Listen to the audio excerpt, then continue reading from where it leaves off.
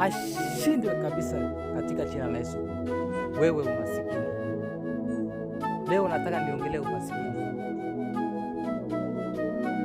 Watu husema poverty is a disability. Nikafikiria na nikajiuliza maswali. Umasikini utatufanya hadi lini tuseme unitumie urgently? Na tena wewe umasikini umekuwa na a lot of complaints. Usipofanyiwa vile unatarajia, unaanza kusema ameringa, ametusahau. Oh God,